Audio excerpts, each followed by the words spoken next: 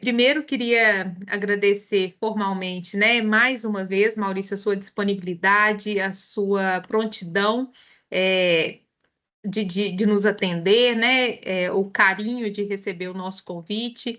Agradecer à Bruna que intermediou esse contato, né, que eu acho que é um ponto importante de realçar, que quando a gente tem esses contatos e consegue compartilhar os networking da vida, né, o quanto isso é importante até para o nosso crescimento e nossa jornada aí profissional. Então, para quem está aqui, né, quanto alunos, aproveitem essas redes de contatos de vocês, que isso é sempre muito bom. Queria agradecer a todos os alunos que estão aqui de maneira síncrona. É, a gente vai hoje ouvir um pouquinho o Maurício, falar sobre a experiência. Maurício é diretor da Windlog, além de palestrante, professor, e eu acho que ele tem uma experiência, uma bagagem que vai conseguir trazer para vocês de maneira mais concreta a realidade da logística internacional e o que ela tem de despontar aí para a gente, né? Então, vou deixar o Maurício fazer as vezes, é, e, e a gente depois vai batendo um papo. À medida que vocês forem tendo dúvidas, vocês podem levantar a mão ou deixar no chat que a gente vai transmitindo aí as questões. Ok? Tá bom. Então, Maurício, Vamos a lá. palavra é com você.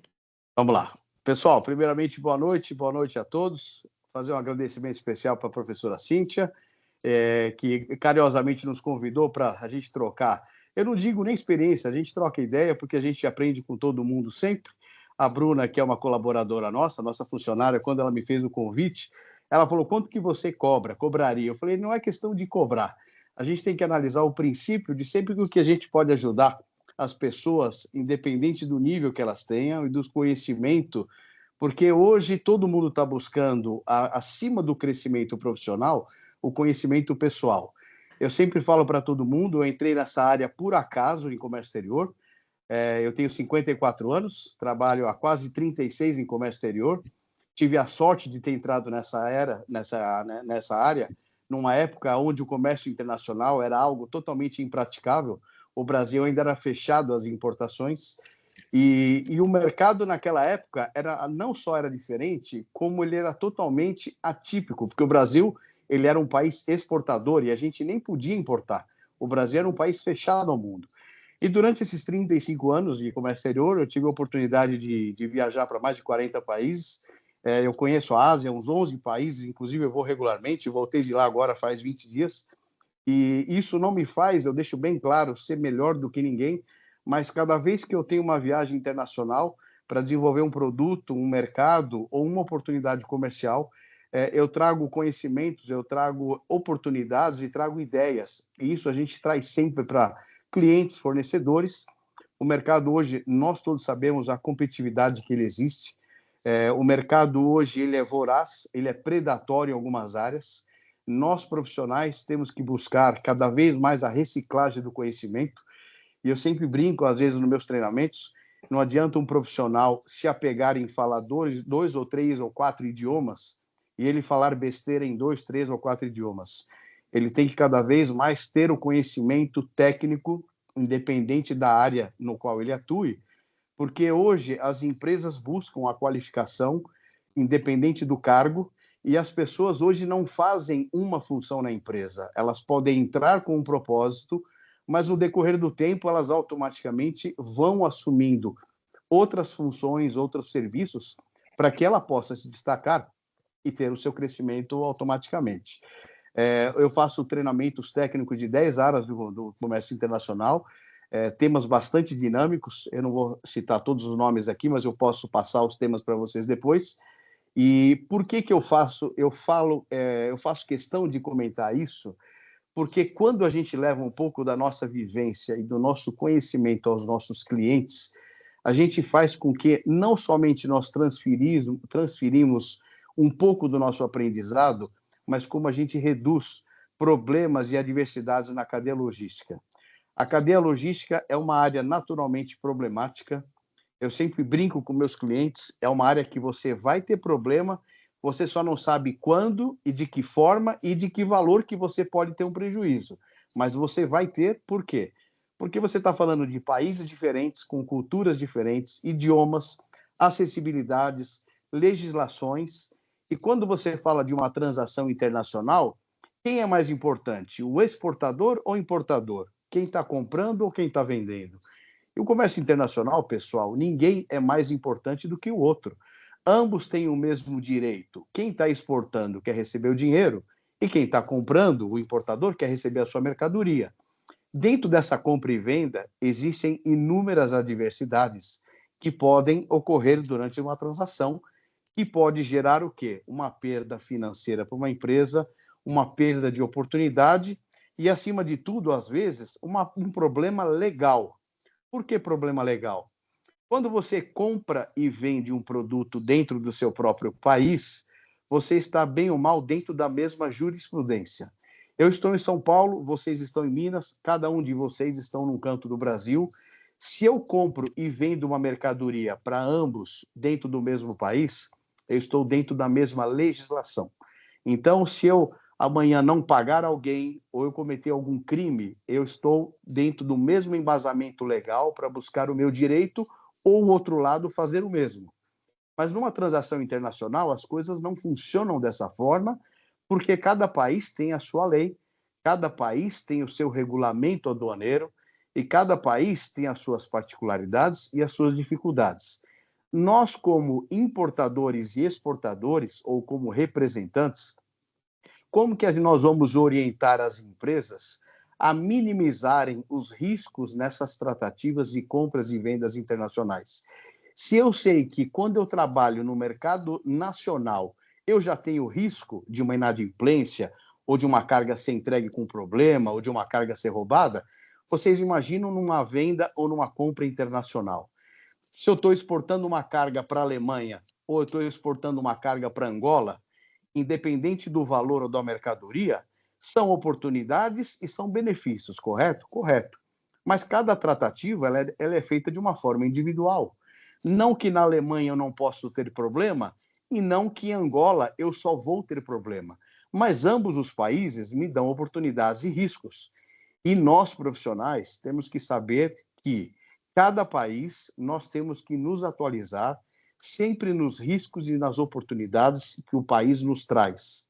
Lembrando, vocês vão crescer no mercado profissional e cada vez mais nós vamos sempre ser lembrados pelos nossos erros e nunca pelos nossos acertos.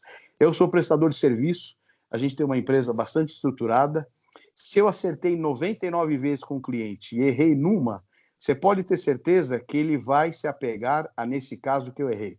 O erro talvez não foi meu ou da minha equipe, pode ter sido um erro em outro país, numa companhia aérea, uma companhia marítima, uma alfândega, não importa. Qual foi a minha tratativa para resolver esse um problema? Eu acertei 99, errei um.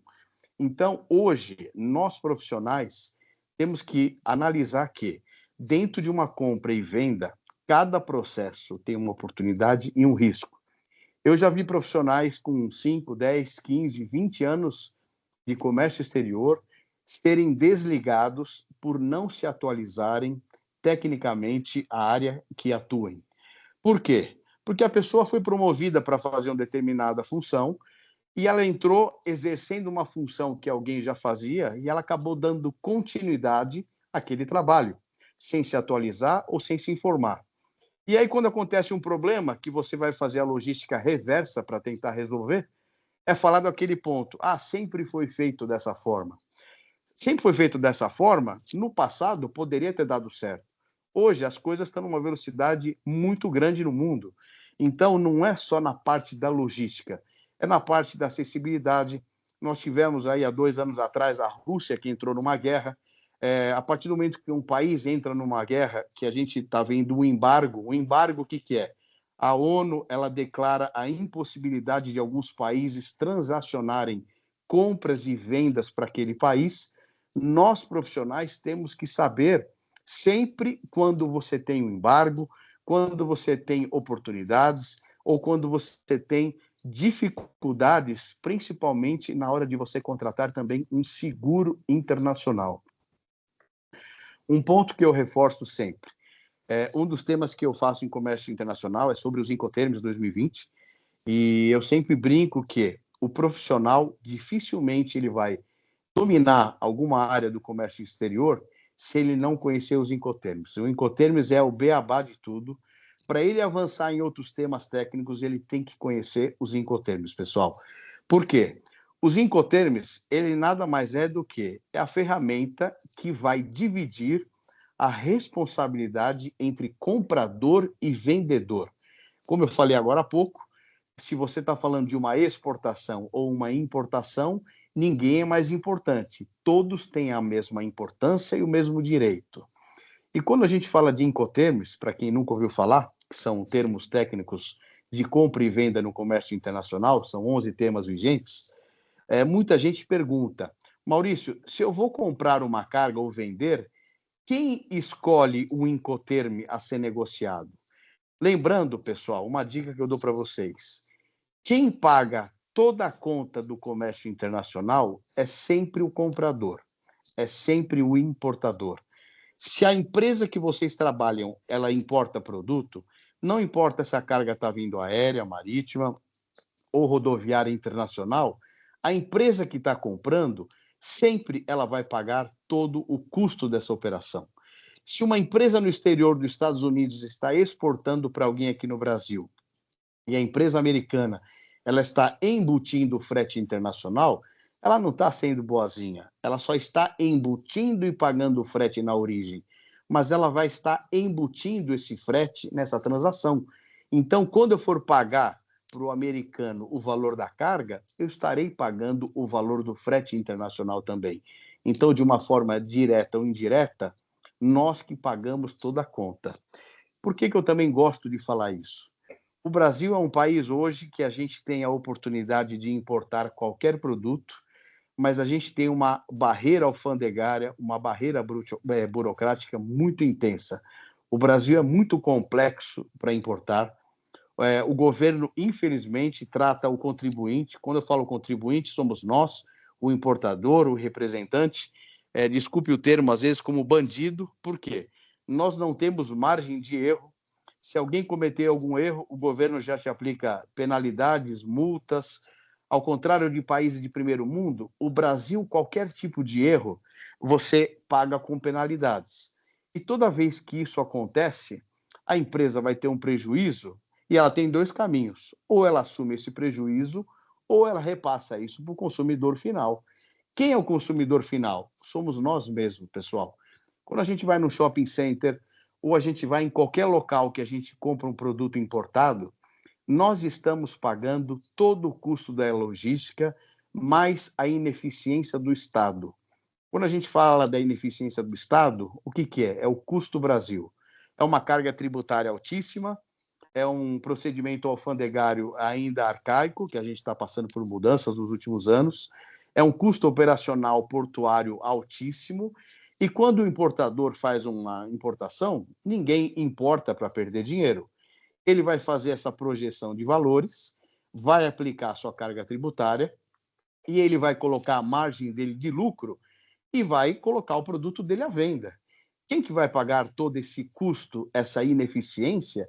Somos nós, consumidores finais. Então, toda vez que vocês escutarem que o custo Brasil é caro, é exatamente essa ineficiência do Estado. E o Estado que a gente mora, pessoal, que a gente reside, o Estado de Minas, o Estado de São Paulo, o Estado do Sul, é diferente do restante do Brasil. Por quê? Porque nós temos muito mais facilidade de acessibilidade, nós temos muito mais opções de serviço e o custo da logística acaba sendo um pouco menor do que quando você fala de entregar uma carga no Norte e Nordeste. Então, toda vez que você tem o Brasil, é um continente, o Brasil não é um país. A gente tem mais de 8.000 quilômetros de extensão marítima. É uma área, o Brasil hoje é equivalente mais ou menos a 30 e poucos países. Então, o Brasil ele é um continente. Então, nós temos ainda muita deficiência na nossa infraestrutura básica para distribuir cargas internamente. Então, o transporte interno no Brasil é muito ineficiente, é muito caro e hoje em dia tem se tornado muito perigoso. Por que perigoso? O Brasil, infelizmente, hoje é um dos países com maior índice de roubos de carga do mundo, pessoal. Então, toda vez que você tem um país com esse problema interno, você vai ter o quê? Um gerenciamento maior por parte da seguradora, e toda vez que você tem isso, você vai ter naturalmente um aumento de custo. E se vocês quiserem, depois, quando eu abrir perguntas, para vocês quiserem tirarem dúvidas na parte de seguro, é um tema bastante interessante. E hoje as seguradoras do mundo que operam no Brasil, elas têm políticas de operacionalidades totalmente atípicas comparado ao Brasil e ao mundo. Por quê? Porque o Brasil hoje, quando você tem uma carga roubada, seja um caminhão, um container, dependendo da carga, dificilmente a seguradora consegue recuperar esse bem. Por quê? Porque ele pulveriza, em menos de 24 horas essa carga já caiu na mão de distribuidores de outras pessoas, e o representante, o importador, dificilmente vai ter acesso a essa carga. Então a seguradora, sabendo disso, ela tem uma tratativa totalmente diferenciada quando a gente fala de equipamentos eletrônicos, como celular, como notebooks, ou, por exemplo, como autopeças, pneus, peças de veículos, roupas de marca, relógios. São cargas extremamente visadas. Mas aí muitos perguntam, tá, Maurício, a gente está falando de vários assuntos, mas o que isso tem a ver com logística? Tem tudo a ver, pessoal. O profissional, ele tem que mensurar oportunidades e riscos dentro do país dele, oportunidades e riscos dentro do país no qual ele vai exportar ou importar mercadoria. Eu já vi muita gente matar uma operação. O que é matar uma operação? Ele vai importar uma carga, ele faz uma compra correta, contrata um provedor correto na origem para coletar a carga dele, para fazer o embarque. Só que quando chegou no Brasil, ele não tomou as precauções adequadas para poder armazenar e transportar essa mercadoria. Eu vou dar um exemplo para vocês. A nossa empresa, durante a Covid, nós trouxemos 30% de toda a carga de Covid nacional, nossa empresa que trouxe. Os testes, os kits, as vacinas. E quando você fala de produtos, medicamentos, existe uma legislação totalmente diferenciada, e a parte da logística, quando a gente fala de logística, a gente associa somente a transporte e entrega de mercadoria, e não necessariamente é isso.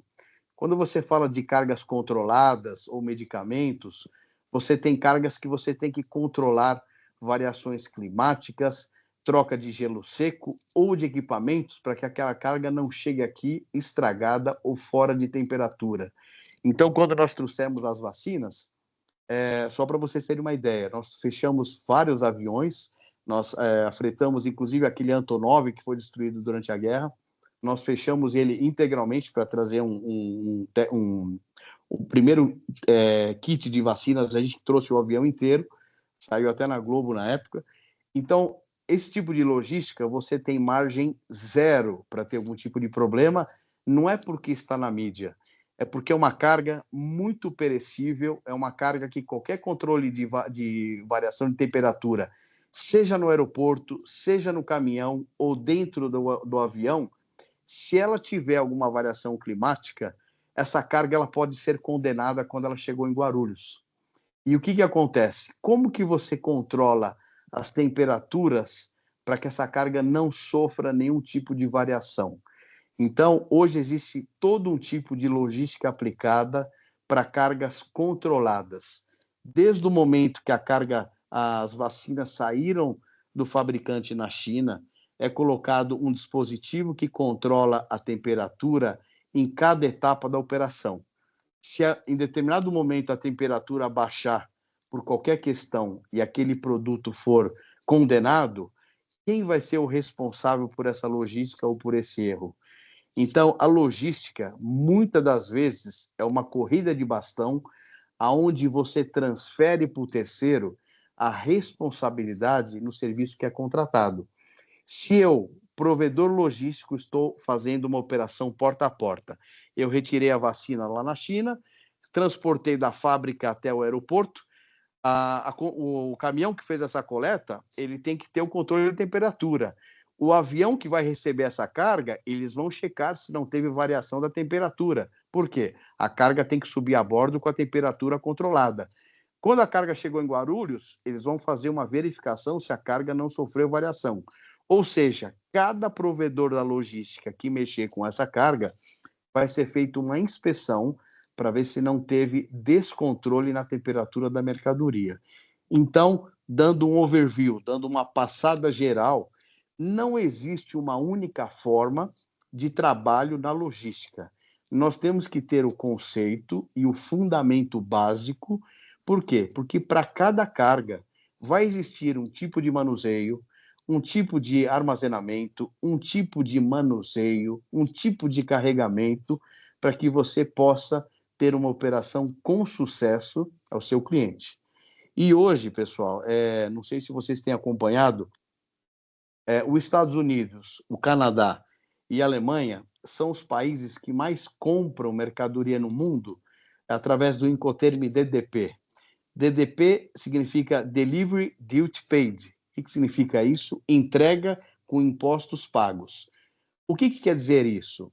O exportador, uma empresa brasileira, que for exportar para alguém nos Estados Unidos, alguém no Canadá ou alguém na Alemanha que utilize esse Incoterm, a empresa brasileira ela vai ser responsável por toda a cadeia logística até entregar a carga na porta do cliente. Ah, Maurício, quer dizer que se a carga for roubada no Brasil, ou a carga caiu no mar, no transporte marítimo, ou perdeu no avião, ou teve um problema no destino, o importador não tem responsabilidade alguma. É tudo responsabilidade do exportador. Por que foi criado esse Incoterm? Talvez vocês devam perceber. As plataformas hoje digitais, que nem um eBay, uma Amazon, que foram criadas aonde? Nos Estados Unidos. Por quê? Porque o americano ele tem uma cultura de compra através de e-commerce. O que quer dizer isso? O americano pode até pagar mais para um produto, mas ele quer ter a comodidade de receber a carga na sua própria fábrica, no seu próprio escritório ou na sua própria residência, independente se acontecer algum problema. Ele não está preocupado se tiver algum problema. Quem é o responsável é o provedor logístico. Ele está pagando pela entrega. E aí a pergunta que é feita é se a empresa que assumiu uma operação porta a porta, ela conhece todos os fundamentos da lei, ela conhece toda a responsabilidade numa logística, incluindo as particularidades que você tem hoje, independente se o embarque é aéreo, marítimo ou rodoviário. E esse é um ponto importante. Quando a gente fala um outro ponto de logística, a gente tem que entender de modalidades de embarque. Quantas modalidades de embarque a gente tem hoje? Geralmente o pessoal fala aéreo, marítimo e rodoviário. O rodoviário abrange o rodoviário nacional e o rodoviário internacional para o Mercosul, correto? Correto. Só que hoje a gente tem um investimento muito grande no transporte ferroviário, que seria a quarta opção. O Brasil não tem uma cultura no transporte ferroviário, é uma questão cultural nossa. O Brasil sempre foi desenvolvido para o transporte unitário em caminhões e não em grandes escalas, que nem tem um navio igual tem um trem. E toda vez que você tem um transporte de caminhão, o custo automaticamente ele é mais caro. Por quê? Porque o caminhão leva uma quantidade pequena de carga contra um navio que leva um volume muito maior e um trem também. Então, hoje, graças a Deus, o Brasil está mudando um pouco essa cultura. Então, além do marítimo, aéreo e rodoviário, a gente está tendo investimento no setor ferroviário, mas voltando, é um modal ainda muito tímido comparado ao tamanho do Brasil. Para vocês terem uma ideia, hoje o Brasil tem aproximadamente 35 mil quilômetros de linha férrea, contra mais de 450 mil só dos Estados Unidos, e a China tem muito mais do que isso. Então, se você quer olhar hoje o crescimento de um país, você olha o que o governo investe em infraestrutura. Porque não adianta a empresa ser competitiva dentro dela mesma se ela não tem competitividade para chegar na carga até o porto, até o aeroporto.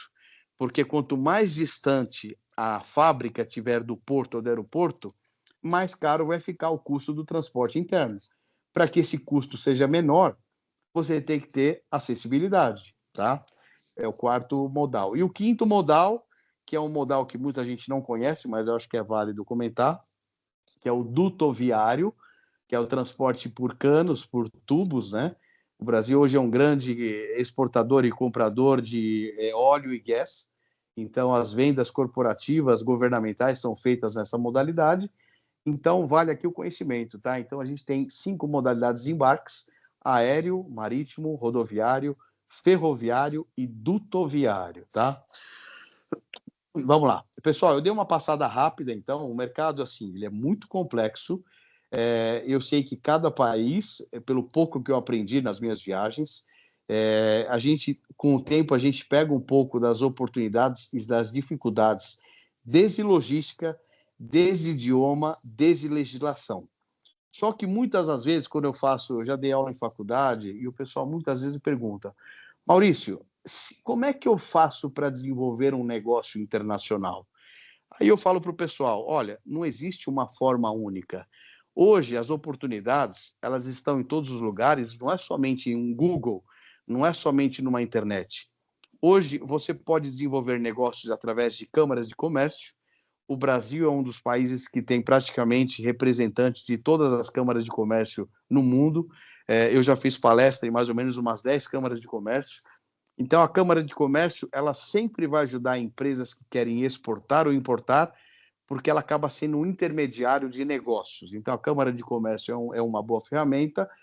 Hoje, a empresa também que participa de feiras internacionais é uma boa oportunidade para conhecer assim, fornecedores ou prestadores de serviço ou criadores de produtos, e é um negócio interessante. Numa feira, eu já participei de muitas feiras na Ásia, inclusive, e hoje existem feiras que você conhece empresas que não existem. Como assim, Maurício? Você vai numa empresa, conhece empresas que não existem? Sim. Na Ásia, hoje você tem muitas empresas que a empresa ela é um terceirista. Ela se vende no mundo como uma empresa que ela vende um produto, mas ela não produz nada. Ela tem empresas no qual ela compra a matéria-prima e terceirizam e entregam o produto para ela. Então, um conceito que eu passo para vocês, pelo pouco que eu aprendi, eu tenho visto o seguinte: o mundo vem passando por uma mudança muito rápida, muito assim dinâmica, e hoje a gente tem assim 3 particularidades, né? A gente tem o Brasil, você tem a Europa e você tem a Ásia. Hoje, a Europa, para crescer, depende da Ásia. Por quê? Porque hoje as empresas europeias, o custo está muito caro para se produzir lá. As empresas europeias elas estão automaticamente indo para a Ásia. Então, hoje a Europa, para crescer, ela depende da Ásia. Agora, um ponto interessante: a Ásia, para crescer, depende do Brasil. Você fala assim, pô, mas o que esse cara está falando? Quer dizer que a Europa e os Estados Unidos, para crescer, depende da Ásia? E a Ásia, para crescer, depende do Brasil? Fala assim, eu não estou entendendo por quê. Hoje, um ponto interessante. Todos vocês, quando acordaram hoje de manhã, todo mundo tomou banho, tomou o café da manhã e foi trabalhar, foi para a faculdade, seja lá o que for. Vocês já viram algum país crescer culturalmente, economicamente ou socialmente com fome? Não. A China é um país com mais de 1,5 bilhão de pessoas, assim como a Índia, e a China, eles têm uma meta extremamente agressiva de crescimento, aonde o país, até 30, 35 anos atrás, era um país 80% agrícola. É um país que passou por muita transformação industrial e você tem uma população muito carente de alimento. Então, quando a gente vê aqueles vídeos que o chinês come qualquer coisa, rato, barata, etc., isso é uma triste realidade, não porque eles queiram, e sim porque falta proteína, falta alimento. Então, como o governo chinês cresceu muito internacionalmente, ele está investindo muito hoje na compra de alimentos, que é exatamente para quê? Para manter a sua população nutrida, consequentemente, vocês vão produzir mais, porque ninguém produz com fome, e esses países, eles automaticamente, eles vão ter um bem-estar social melhor da alimentação para a produção.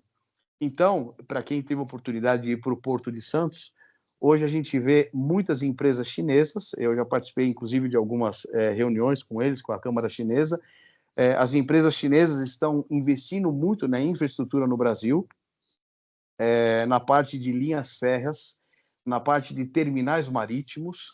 Não é porque eles gostam do Brasil, não é porque eles gostam do clima e do futebol, é porque eles não querem ficar refém de empresas brasileiras.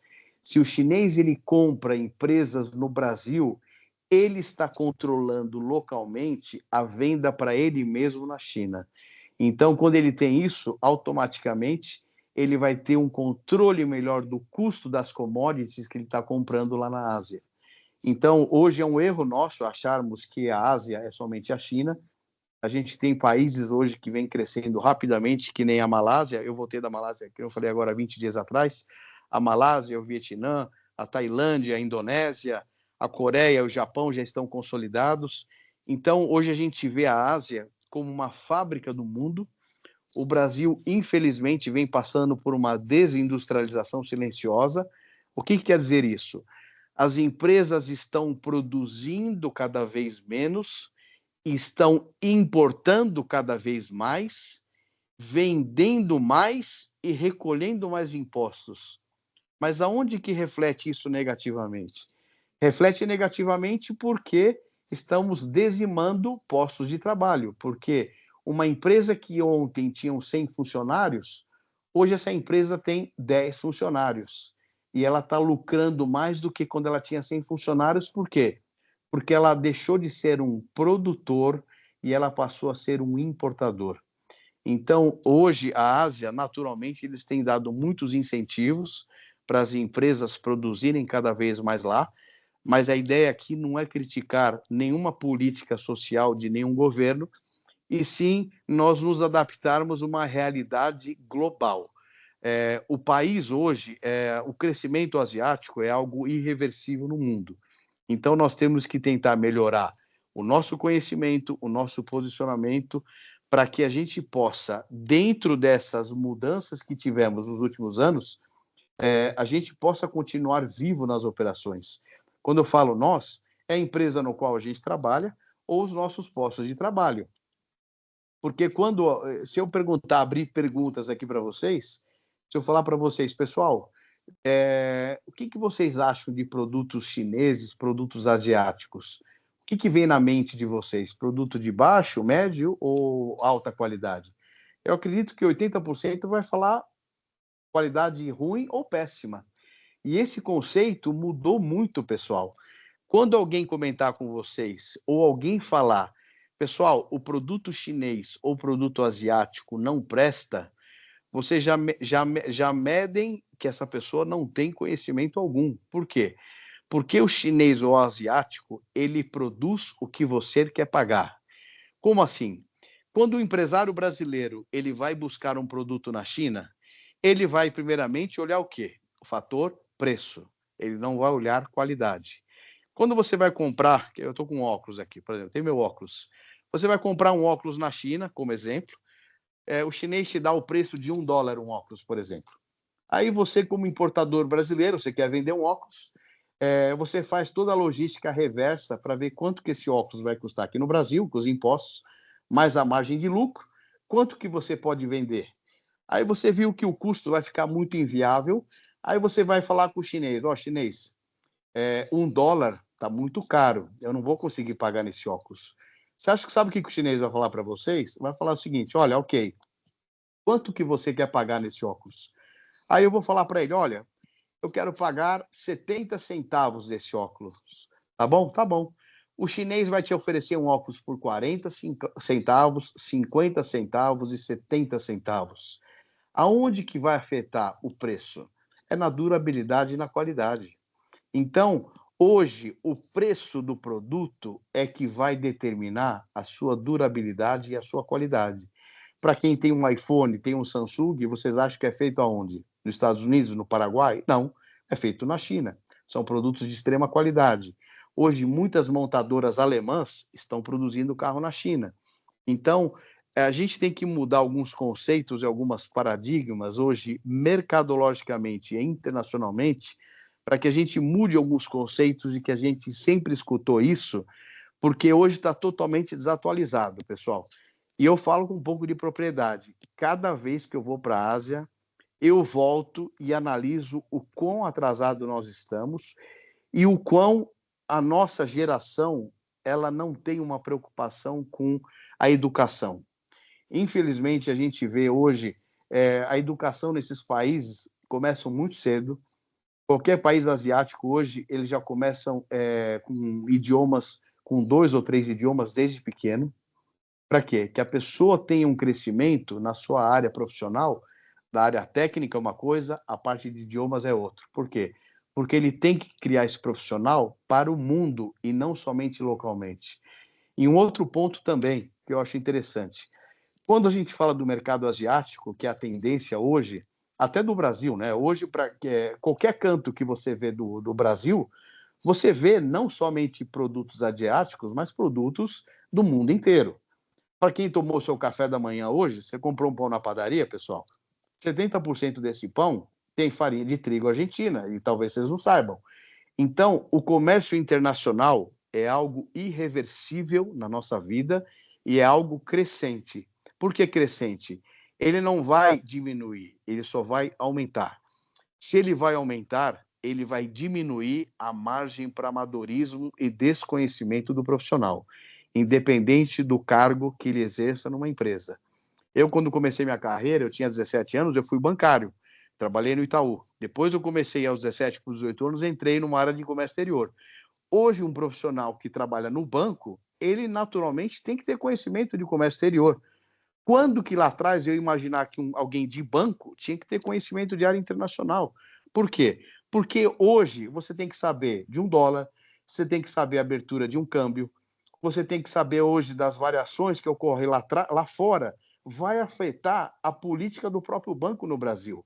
Então, hoje, a política econômica internacional é um engano achar que está envolvido somente na parte da logística, está envolvido tudo no nosso dia a dia.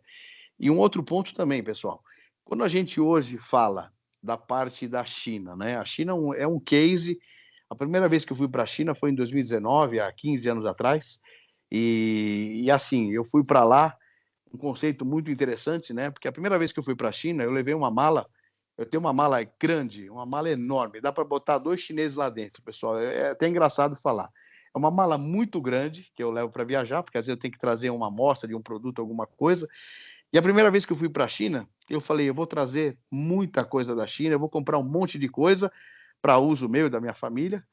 Da mesma forma que a mala foi vazia, ela voltou vazia. Você fala, pô, mas eu não entendi. Como que você vai para a China, que é o maior berço de compras do mundo, e a tua mala volta vazia? É aí que os profissionais começam a entender o que é subsídio. Quando você vai na China ou em alguns países asiáticos e você compra um produto localmente, ele é taxado como qualquer outro país do mundo. Ele é um produto caro, ele não é barato. Só que, quando esse produto sai da China numa exportação, o governo local não somente tira todos os impostos, mas ele também dá o subsídio. O que é o subsídio? Vamos supor, dei o exemplo do óculos aqui, vocês estão vendo um óculos aqui. Vamos supor que eu vou comprar um óculos de um chinês de $1. Se eu for comprar esse óculos na China por $1, eu vou pagar $1, mas toda a carga tributária normal, como qualquer outro país. Comprei localmente na China, correto? Correto. Se eu for comprar como exportação esse óculos, ele não vai custar $1, por quê? Porque o governo vai tirar toda a carga tributária desse óculos e ele vai dar ao exportador o subsídio pelo mesmo valor. Ou seja, se o óculos custa $1, o governo vai dar mais $1 para o exportador. Então ele vai ganhar $2. Muita gente fala assim, Maurício, mas espera aí, eu não entendi. Por que o governo vai dar $2 pelo mesmo aparelho que é um óculos? Pessoal, a China ou a Ásia, nenhum país asiático seria o que é se eles produzissem e vendessem para eles mesmos. Nenhum país é sem o mercado internacional. A China só é o que é porque eles exportam e eles trazem divisas. O que é divisas? É o euro e o dólar. Nenhum país tem força internacional somente com a sua moeda. Senão o Brasil ia ser o mais rico do mundo, que a nossa casa da moeda aqui ia produzir vários bilhões de reais por dia e a gente ia falar, estamos bilionários com um monte de real. Não. Um país não é rico com a sua moeda, ele é rico com as suas reservas internacionais de peso, que é o quê? O dólar e o euro. Então, qual é a jogada do governo chinês há mais de 30 anos? Ele incentiva a empresa a exportar e não vender localmente. Por quê? Para cada exportação, para cada dólar que sair, que a empresa vender, eu, brasileiro, vou remeter $1 para o chinês, correto? O chinês vai receber $1 da empresa do Maurício, mas o governo vai dar o crédito em ien para ele, equivalente. Então, ele vai ganhar 2 vezes. Com isso, ele vai ter automaticamente um custo pela metade. Esse é um ponto. O outro, a lei trabalhista lá na China, ela não compara ao Brasil, apesar que ela vem mudando ultimamente, né? Na China, às vezes ainda a gente tem profissionais que trabalham por um saco de arroz ou trabalham por um prato de comida. E então você está tendo um cenário de mudança na China. Você ainda tem muito subemprego lá. A gente olha sempre o lado positivo, mas tem o lado negativo também. Então eles estão passando por uma mudança muito grande e todo esse crescimento da China tem afetado não somente a poluição, que é uma coisa que tem afetado hoje muito na parte do meio ambiente internacional, como na parte de energia elétrica. Hoje as empresas não estão mais, muitas delas, trabalhando 3 turnos, porque está tendo uma deficiência de energia elétrica na China. Hoje, boa parte da energia na China é por carvão, então é algo extremamente poluente e acaba sendo extremamente caro. Então, a China hoje também não está conseguindo crescer mais devido a problemas que eles também têm internamente. Matéria-prima também. Hoje o Brasil é o maior exportador de minério de ferro, minério de aço, nióbio, tântalo, lítio. O Brasil hoje é um dos maiores exportadores desses tipos de liga para a China, sem contar de alimentos, né? Inclusive, para quem não sabe, o Brasil hoje é responsável por praticamente quase que 1/3 de tudo que se come no mundo hoje sai do Brasil. Por isso que eu comentei que a Ásia hoje, para crescer, depende literalmente do alimento brasileiro. O Brasil hoje já é o maior produtor de algodão, milho, soja, carne, o arroz a gente já está crescendo, laranja. Então, e o Brasil, pessoal, a gente tem um negócio bem bacana, que eu tenho participado de muitos congressos, né? O Brasil, que ele é líder mundial no agronegócio, o Brasil hoje, e nas nossas terras produtivas, o Brasil não explora 11%. Então, ou seja, olha o que o Brasil tem de potencial para ser explorado no agronegócio. Só que o agronegócio, ele é algo de volume, mas não representa muita quantidade de valor. Muita gente mistura valor, tamanho de uma exportação, qual o valor envolvido. Uma pergunta que eu não sei se a Bruna, eu acredito que não, mas não sei se a professora sabe. Alguém tem uma ideia? O Brasil hoje é um grande exportador, é um grande importador. Alguém tem uma ideia de qual o percentual do Brasil no comércio internacional, pessoal? De tudo que o Brasil exporta e importa. Alguém tem uma ideia de qual o percentual que o Brasil tem dentro desse cenário internacional? Alguém tem um chute, um número? Enquanto isso, eu vou dar um golinho no meu Gatorade aqui. 78ª? Não, em percentual. Em percentual, assim.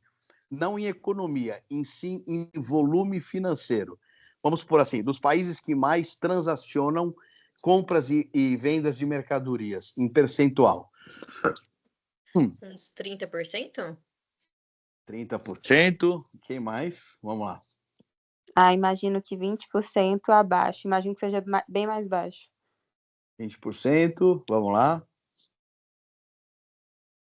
Quem mais? Pessoal, vocês podem ficar à vontade de perguntar, para opinar. A ideia aqui não é medir quem conhece mais ou menos, é a gente trocar informações para que vocês também passem um pouco da ideia e da dúvida de vocês, tá? 10%? 10%. Quando todo mundo fizer o comentário, eu vou dar o número para vocês. Vão ficar um pouco assustados, viu? Eu não sei se é feliz ou triste, mas tudo bem, vai. Alguma outra sugestão? 34%. 34. Vamos lá. Um deu 34, um deu 30, alguém deu menos 20, deram 10. Aqui tá parecendo um leilão, ó, igual a rifa, hein, professora Cíntia, igual a rifa, hein? Vamos ver quem que vai acertar. Alguma outra dúvida? Ó, mais uma, só mais duas e aí eu falo, vai, para não perder o tempo de vocês. Quem dá mais, gente? Tá todo mundo jogando o Brasil lá para baixo, hein? Ou dá menos, né? Quem dá mais ou quem dá menos, pessoal. Pessoal, vamos lá. Olha aqui. Posso falar? Alguém quer fazer um último comentário? Pode ir, Maurício. Vamos Pessoal lá. da time. Pessoal, olha que interessante. Eu não sei, é positivo e é negativo, né? Eu não sei se é frustrante ou é degradante ou se é para a gente ficar otimista, né? O Brasil, pessoal, dentro do cenário internacional, nós não representamos 3%, pessoal. 3%. Nós somos líderes no agronegócio global. O Brasil é o celeiro do mundo. Só que, por que eu estou falando em percentual? Muita gente mistura carga física a valor agregado envolvido. Países de tecnologia que nem você tem Alemanha, você tem Estados Unidos, você tem Inglaterra, são países que exportam muito com valor agregado alto. Países que exportam muita aeronave, muitas máquinas de precisão, muitos veículos. Quando você pega dentro dessa balança internacional, o Brasil não tem 3%. É um ponto negativo? Eu acho péssimo, porque nós ainda não entramos no comércio internacional. Quando você olha esse percentual, a gente brinca de comércio exterior, tá? A verdade é essa. Não é a minha verdade, mas é uma realidade em cima de números. Mas o que a gente tem que tirar de cenário positivo? O quão a gente tem para crescer. Então, toda vez que você olha algo desfavorável, você tem que tentar pegar o lado positivo.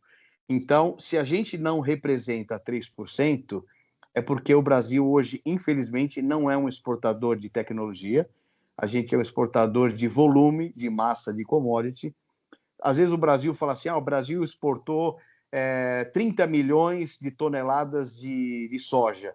Você imagina 30 milhões, é algo imensurável de área física, né? E realmente é. Só que você vai ver o preço da tonelada da soja, então é aí que você começa a entender que é muito volume para pouco valor. E às vezes os Estados Unidos... eu vou dar um exemplo, vocês vão entender agora. Aquele avião A380, que é o maior avião do mundo, esse avião até deixou de ser fabricado agora. Esse avião custa 455 milhões de dólares. Ou seja, se você pegar um avião, quanto que representa do nosso agro? Então, aí vocês começam a entender a representatividade entre volume versus valor. Então, o Brasil, a gente, infelizmente, está atrasado até nisso. E quando você quer olhar hoje a economia de um país, você olha para a sua alfândega.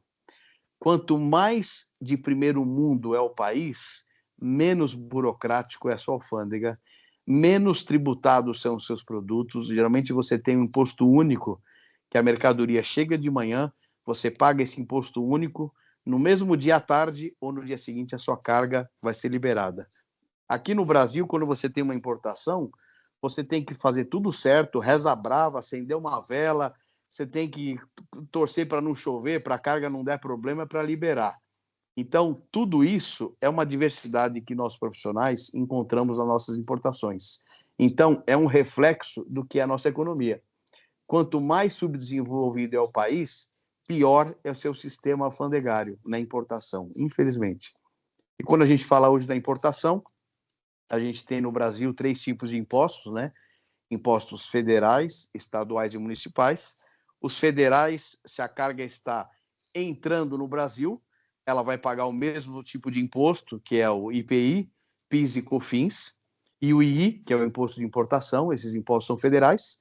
o imposto estadual, que é qual? É o ICMS, que cada estado tem o seu.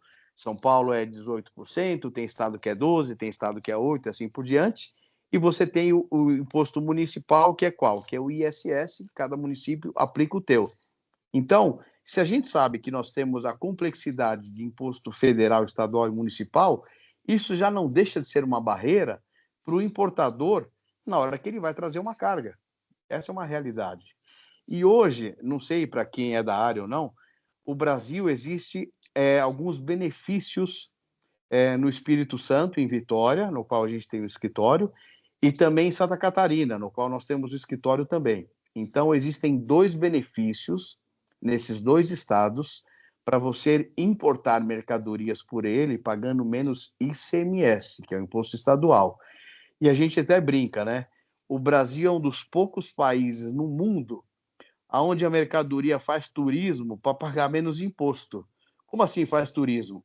A carga vai vir para São Paulo, mas às vezes eu entro com a carga em Vitória, no Espírito Santo, para pagar menos ICMS, mas eu tenho que contratar um caminhão para mandar ela para São Paulo, que é a fábrica ou o destinatário final. Então a gente brinca, né? A carga faz turismo para pagar menos imposto. Então isso é um conceito totalmente atípico quando você fala de eficiência na logística, né? E o próprio termo logística. Muita gente não consegue definir o que é logística, né? Logística nada mais é do que o quê? É a forma de você entregar a carga do ponto A ao ponto B no menor tempo, no menor custo, com a maior eficiência, né, e a maior precisão. Se você tiver esses valores invertidos, não vai ser logística, vai ser algo que deu totalmente contrário, né? E hoje o Brasil, por exemplo, assim como a maioria dos países do mundo, quando nós falamos da nossa exportação, o governo ele isenta as empresas de recolher impostos, tá? Então, se a empresa quer exportar qualquer tipo de produto, ela como é que ela faz? Ela produz o produto na fábrica dela, né? Faz as embalagens, etc. Ela verifica o Incoterm que ela acordou com a empresa lá fora, ela embarca a carga aérea ou marítima, ela monta o seu preço de venda, põe o seu lucro e pronto. O governo ele tira toda a carga tributária da exportação, correto? Correto. Agora eu abro uma outra pergunta para vocês. Vocês acham que existe imposto de exportação? A Bruna já deve ter ouvido no meu treinamento. Você não fala não, hein, Bruna? Você fica quieta aí, Bruna. Não fala nada, hein? Não, no caso, para exportação, há, na verdade, os incentivos, né, do governo, mas não há nenhum imposto. O governo... só para charuto e arma. Oi? Desculpa? É só para charuto e arma. Então, vamos lá. Então, vamos lá, 2 pontos. Então, a gente não tem toda a carga que ela é exportada, ela não tem imposto de exportação, correto? Correto. O governo, ele te tira todos os impostos. No entanto, existem pouquíssimos impostos aonde o governo pode sobretaxar o imposto. Uma delas é a arma, que um dos colegas comentou, correto? Correto. Mas existe um outro cenário aonde o governo pode provisoriamente aplicar um imposto de importação. Alguém poderia dar uma ideia, um chute, alguma opinião? Eu sei que alguns produtos ele pode ser taxado o imposto de importação. A arma, por exemplo, é 25%, exemplo. Ou seja, se eu vou exportar uma arma, o governo pode colocar 25% de imposto naquela arma. Ou seja, eu posso vender a arma, mas eu vou ter que pagar para o governo aquele imposto, correto? Correto. Então, na verdade, eu estou exportando 2 coisas, a arma mais o imposto. Por quê? Porque eu falou do imposto, eu tenho que embutir no preço do produto final. Se eu embuto esse valor, esse produto vai chegar mais caro no país de destino, correto? Em alguns casos, acaba impossibilitando comercialmente para o importador. Por quê? Porque o produto acaba ficando mais caro comparados a outros mercados. Mas qual que vocês acham que seria o cenário onde o governo pode aplicar impostos de exportação dependendo do cenário? Alguém tem alguma ideia? Alguma sugestão? Cenário de guerra? Cenário de guerra, Boa colocação. Eu vou falar depois no final. Alguém tem alguma outra opinião? Eu vou dar um exemplo que aconteceu no início do ano, vocês vão entender bem. O que aconteceu no início do ano? Nós tivemos uma enchente lá em Porto Alegre. Vocês lembram, né? Porto Alegre ficou totalmente debaixo d'água. E Porto Alegre é um dos maiores produtores e exportadores de arroz, correto? O Brasil exporta muito arroz. Então, as lavouras do Rio Grande do Sul praticamente foram todas destruídas. Então, o governo vendo esse cenário, por que o Brasil vai exportar arroz se a gente teve um problema na nossa produção para o abastecimento interno? Então, o governo, num cenário desse, ele aplica um decreto dizendo que de tal data a tal data, para quem for exportar arroz, vai pagar 30%, 35%, 40% de imposto. Por quê? Porque num caso desse de calamidade, o Brasil, em vez de exportar, a gente teve que importar o arroz para poder alimentar a população. Então, se eu sou um produtor no Mato Grosso do Sul, por que eu vou vender externamente se eu posso vender internamente e vou fazer com que o governo não gaste comprando de fora? Então, nesse caso, o governo aplica sazonalmente por um determinado período o imposto de exportação, exatamente para forçar, não impedir, deixando bem claro, não é que o governo está te impedindo, ele vai te forçar a não vender. Se você quiser vender, você vai vender, mas vai ter que pagar aquele imposto e automaticamente o teu custo final vai ficar mais caro e quem vai pagar isso é o comprador naquele país, para ele não vai ficar à vantagem o preço.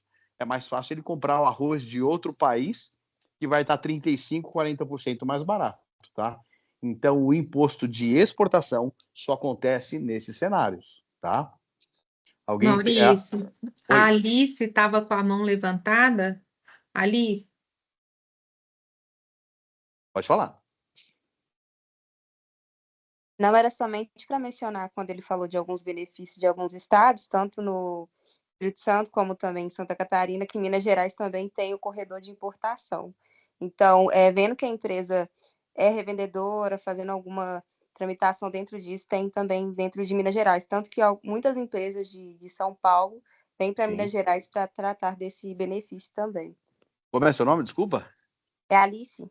Alice, você falou uma verdade. Aí em Varginha, nós temos vários clientes hoje que a carga a gente recebe no Porto de Santos, a gente manda para Varginha. Varginha tem um grande entreposto aduaneiro e lá tem o incentivo do CMS também para nacionalizar a mercadoria.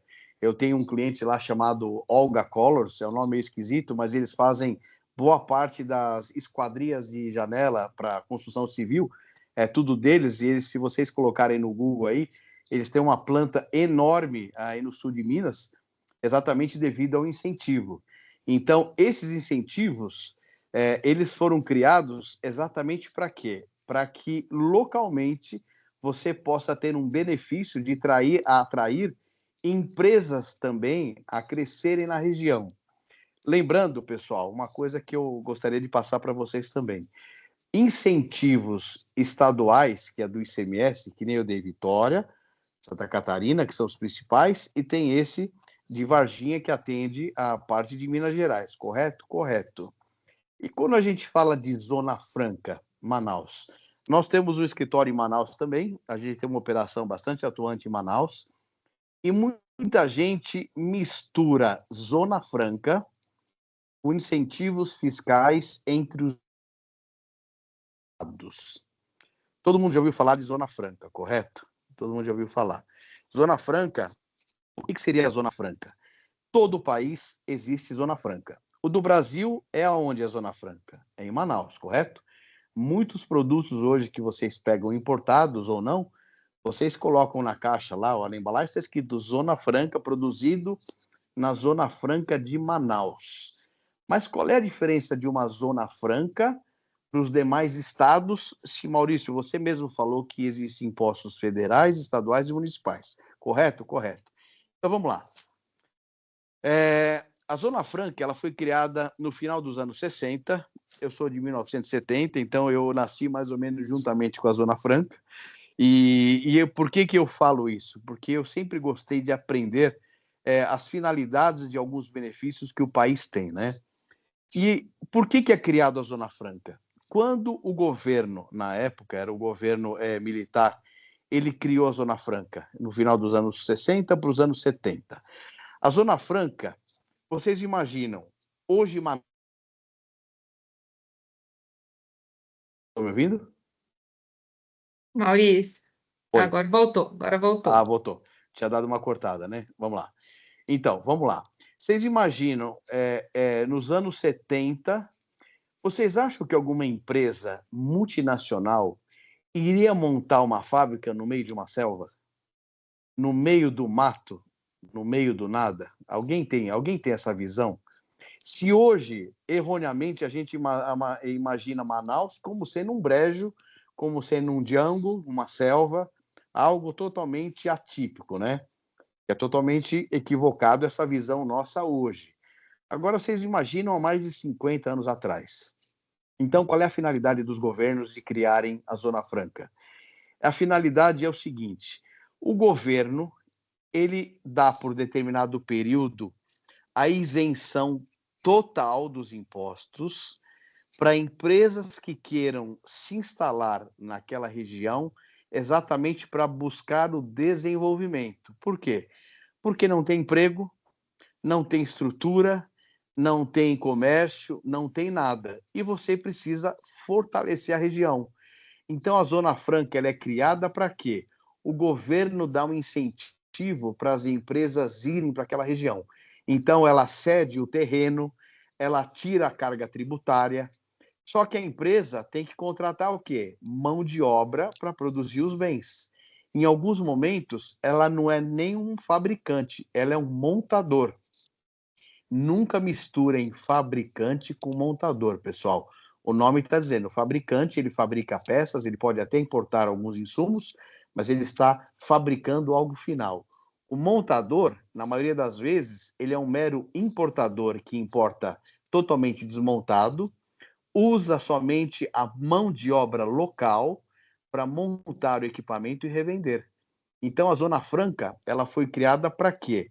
Para desenvolver empresas que invistam numa área totalmente inacessível. Hoje, se vocês olharem, as grandes empresas do Brasil hoje estão na Zona Franca. Quem que nunca teve ou já andou numa moto Honda? Todas as motos da Honda são feitas na Zona Franca. A Honda veio para Manaus em 1976. Naquela época, as motos vinham totalmente desmontadas em container e ela somente era montada e revendida para o Brasil inteiro.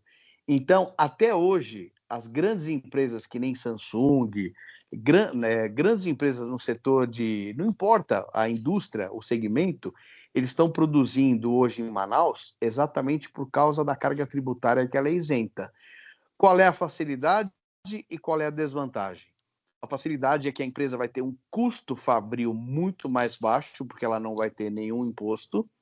Qual é a desvantagem? Ela vai ter um custo logístico que ela tem que levar em conta. Por quê? Porque aquela carga ela vai ter que tirar de Manaus e distribuir para o Brasil inteiro.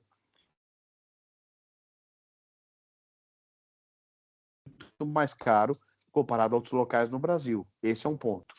Outro ponto, os navios e os aviões de carga aérea e carga marítima, eles vêm regularmente para Santos, para Rio Grande do Sul, para Paranaguá, para o Rio de Janeiro, para Vitória, etc.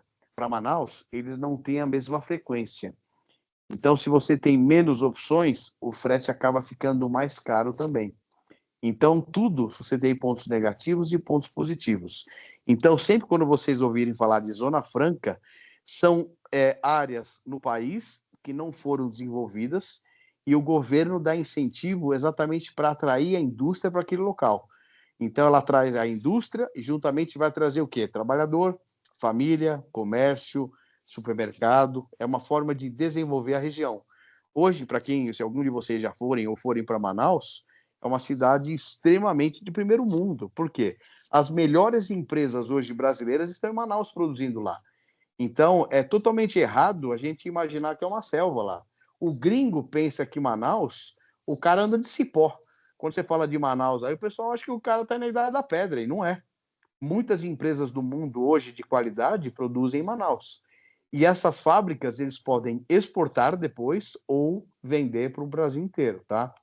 Então, essa é a diferença de uma zona franca para incentivos fiscais estaduais. O incentivo fiscal é a redução do ICMS, apenas isso. Os demais impostos você paga normalmente. E na Zona Franca, não. Você está isento de toda a carga tributária. Tá bom? A Alice está com outra pergunta aí, Maurício. Podem falar. É que eu não consigo ver todo mundo aqui, então se vocês puderem ir falando.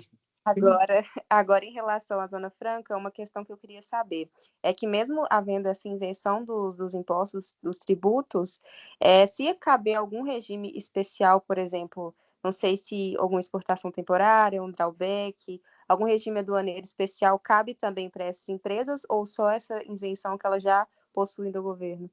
Vamos lá, boa colocação. Vamos lá. Para quem o Brasil hoje existe alguns regimes especiais, para quem nunca ouviu falar de drawback, rapidamente, né?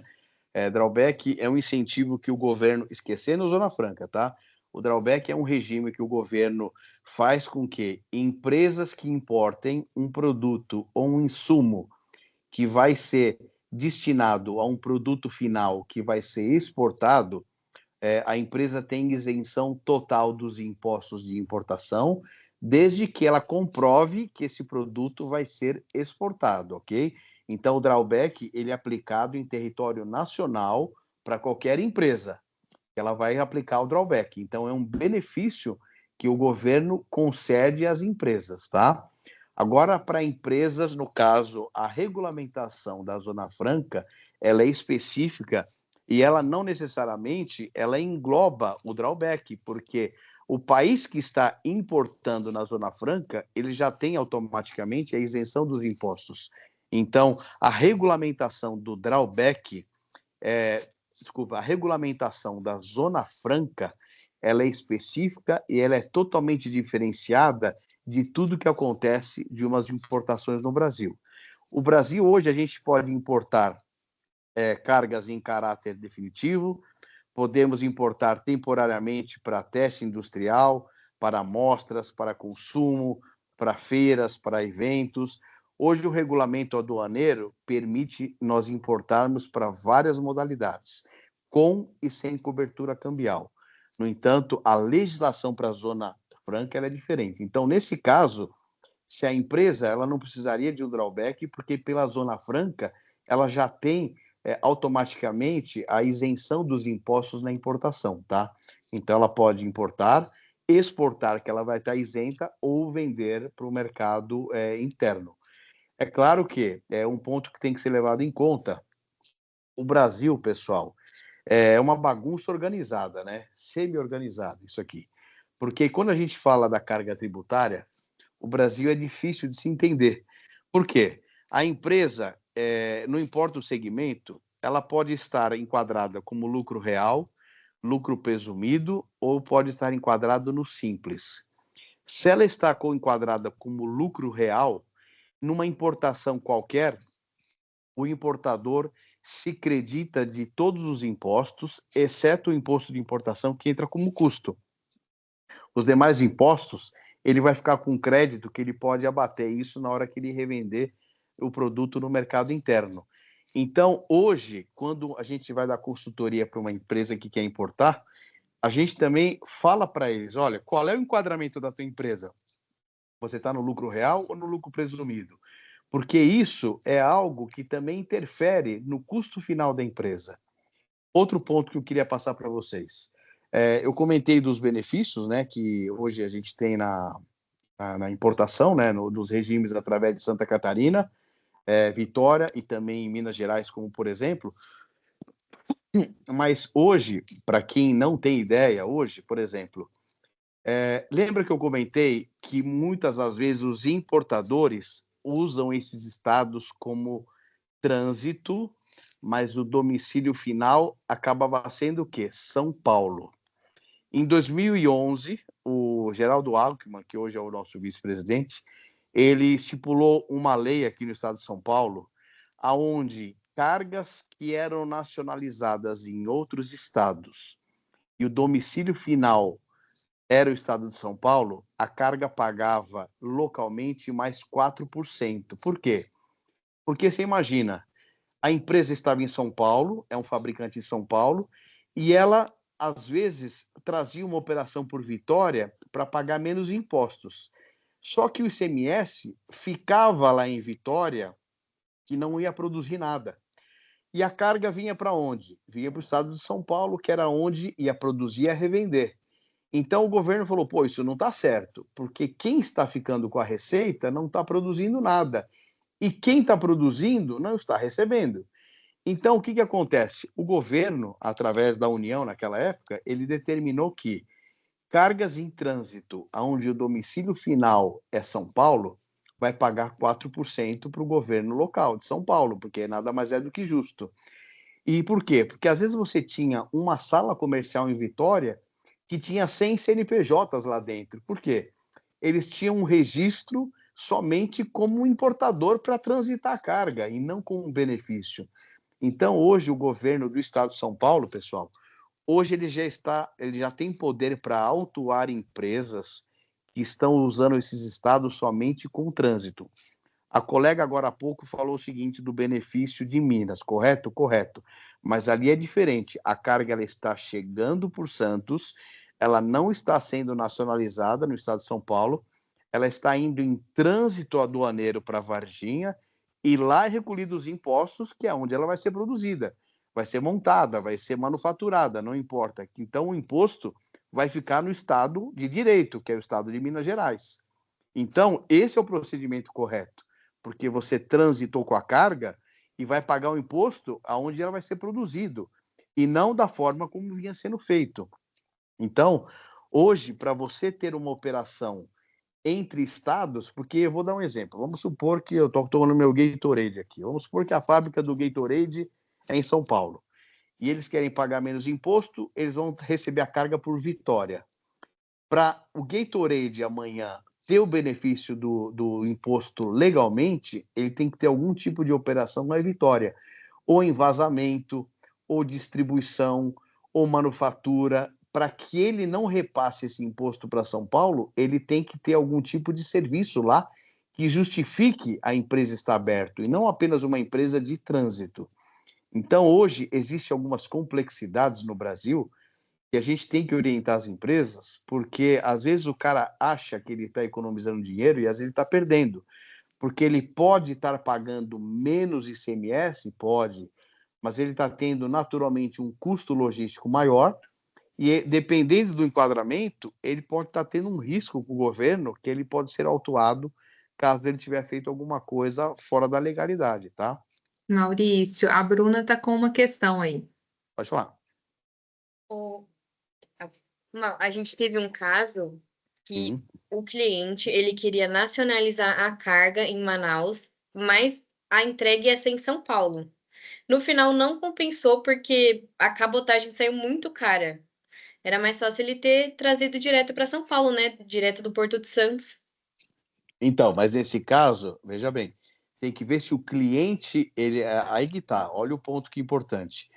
Se a empresa tem escritório ou fábrica em Manaus, se ela recebeu lá, para ela estar zerada nos impostos, ela tem que manufaturar e montar lá. Ela não pode mandar essa carga para outro estado, senão ela vai pagar imposto. No Então, final esse é o ponto. não seguiu por causa que ele queria nacionalizar em Manaus e trazer para São Paulo. Aí eu falei, mas gente, não compensa isso.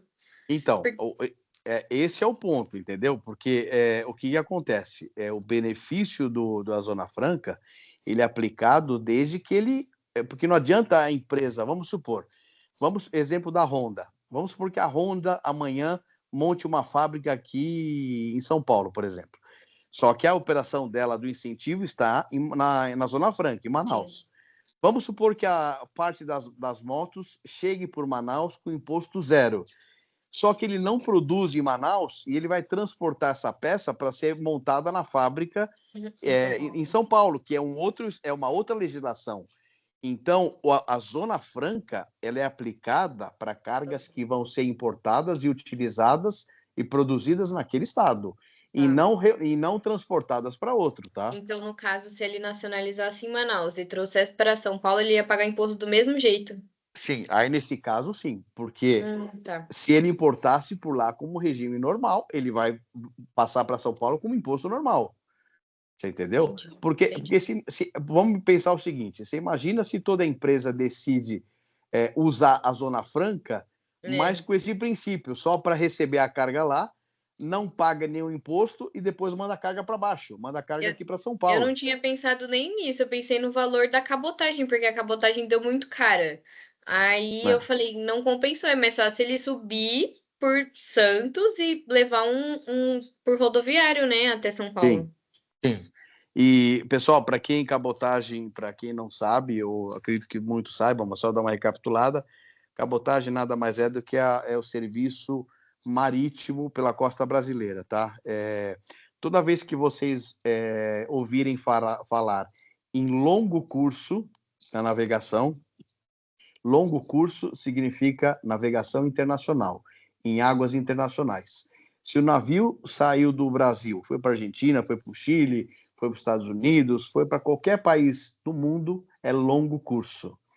Toda vez que você ouvir falar em curto curso, é navegação doméstica, ou seja, cabotagem. É o navio, ele sobe e desce na costa brasileira, então ele está dentro da mesma legislação. Ele não é uma viagem internacional, e sim um transporte nacional, tá? Então a cabotagem que a Bruna comentou, nada mais é do que a subida e descida da carga de Manaus para Santos, ou para Vitória, ou para o Rio, ou para Porto Alegre, seja lá onde for, tá? Alice está com mais uma questão, Maurício. Pode falar. Somente duas dúvidas, Maurício, que eu estava com dúvida mesmo desde o início da palestra, que eu vou precisar sair agora, mas seria com relação a saber mesmo se a Widlog atua com rodoviário nacional, atendendo todos os estados do Brasil, e também com relação à do INPE, o catálogo de produtos que está bem alto e agora, de qual forma vai ser vantajosa para o importador e se logisticamente teria algum impacto visível. Boas perguntas. Deixa eu falar Aí, antes de você. Maurício, até aproveitar para você falar um pouquinho, né, do serviço que o Winblog presta hoje, qual que é o ramo, até para poder os meninos se localizarem como uma possibilidade aí da logística. Tá, vamos lá, pessoal. A Windlog é um agente internacional de cargas, né? Nós temos hoje 11 escritórios no Brasil, estamos abrindo mais vão ser 12 escritórios. A gente tem hoje mais de 180 funcionários, todos Wind, nada terceirizado. Temos 10 despachantes aduaneiros que são funcionários. Então, a gente tem como atuar hoje internacionalmente e localmente, somente como despachante aduaneiro ou como agenciador de carga, tá? Então, hoje, desde a parte da conferência documental, coordenação, obtenção de radar. O radar, para quem não sabe, é o registro que a empresa tem que ter para poder exportar e importar. Nenhuma empresa faz nada sem o radar no Brasil, a gente também dá esse tipo de assessoria. E com relação a... Hoje nós somos OEA, para quem não conhece, internacionalmente é AEO, Authorized Economic Operator, ou OEA, Operador Econômico Autorizado. É uma norma criada em 2013 e 2014, mais de 70 países membros da ONU criaram essa norma para quê? Para desburocratizar as alfândegas no mundo, para que as cargas tenham um procedimento aduaneiro menos burocrático e menos traumático. E isso facilita principalmente países que nem o Brasil. Nós tiramos essa certificação em 2019. Hoje, para quem não sabe, as companhias marítimas, as companhias aéreas, os terminais marítimos, os terminais aéreos já são OEA. Nós nos tornamos OEA. Se uma empresa importadora se tornar OEA, toda a cadeia de importação tiver o registro OEA, você pode pedir o desembaraço da carga em ar ou em águas. Então, ou seja, a carga antes de chegar no Brasil, ela já pode dar canal verde.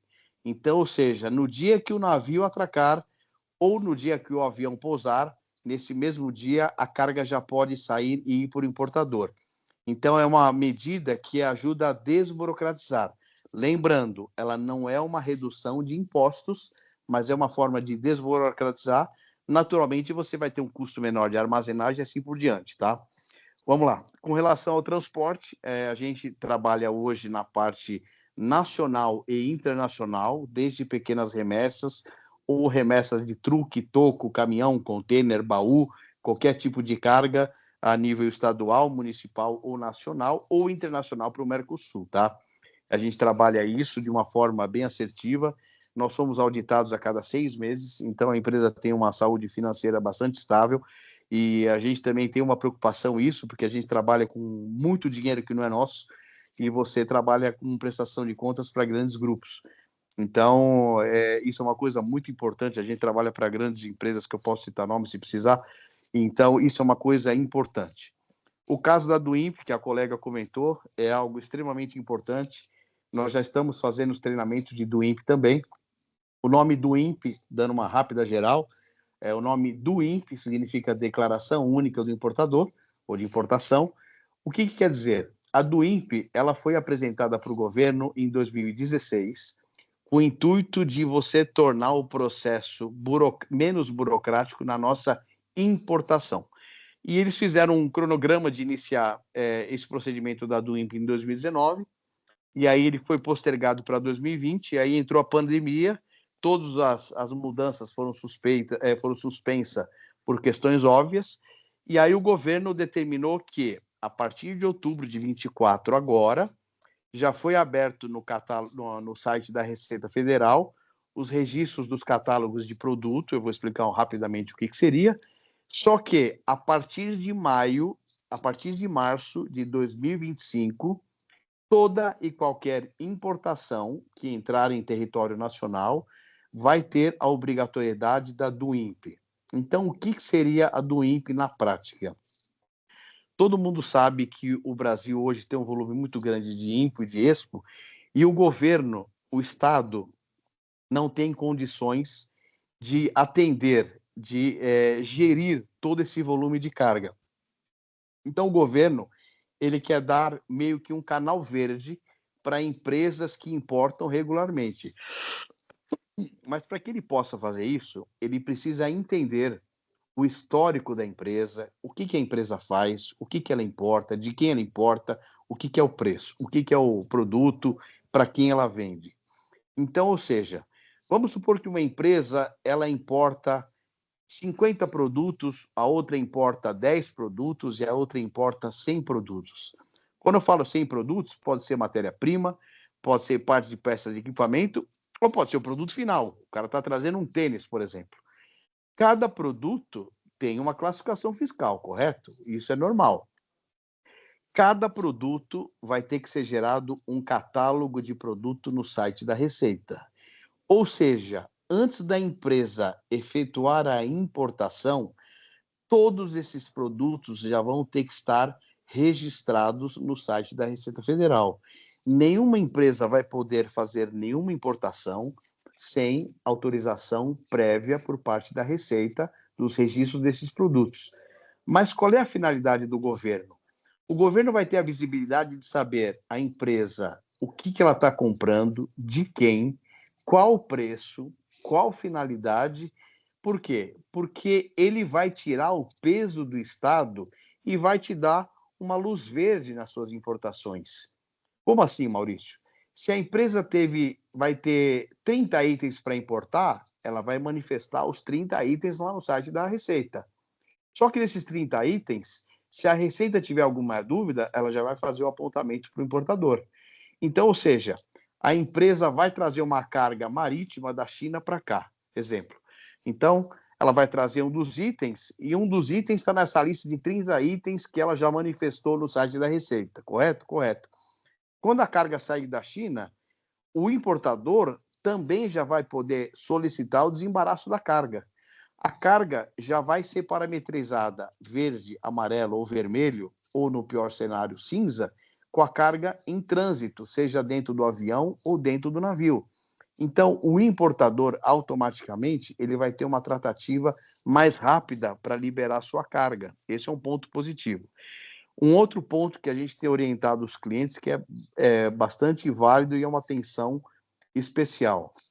O governo vai facilitar a liberação para os importadores? Sim, vai entrar praticamente no automático. Aonde que está o possível problema que as empresas não estão enxergando? Desculpa, peraí. Só tossi aqui, desculpa. Vamos lá. Qual é o possível problema que as empresas não estão observando? A empresa importadora, ela vai ter um histórico que ela vai deixar para o governo por 5 anos.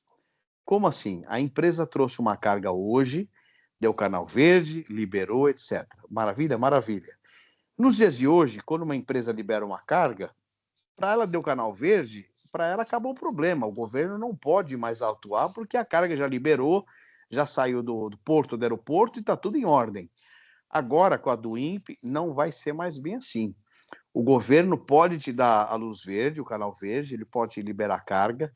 No entanto, num prazo de 5 anos para frente, da data da liberação da sua carga, ele pode te questionar, te auditar virtualmente ou presencialmente daquela carga. Ou seja, uma empresa trouxe uma carga que ela pagou $10 a unidade, numa carga agora. Aí passou 2 anos, ela começou a trazer, em vez de $10, ela começou a trazer por $2 essa carga.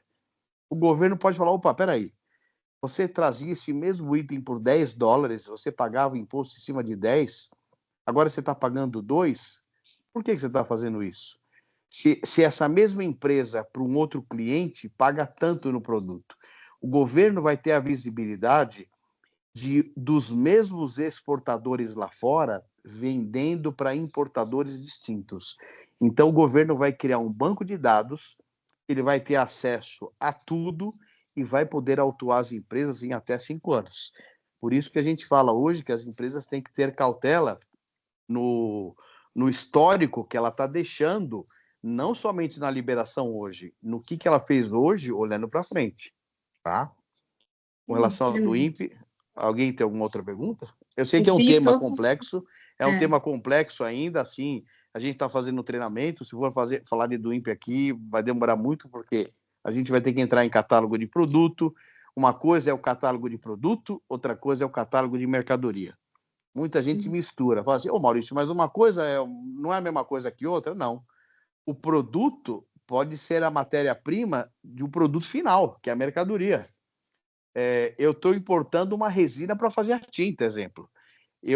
O catálogo de produto da resina do produto não é o mesmo da mercadoria, que é a tinta que eu vou vender.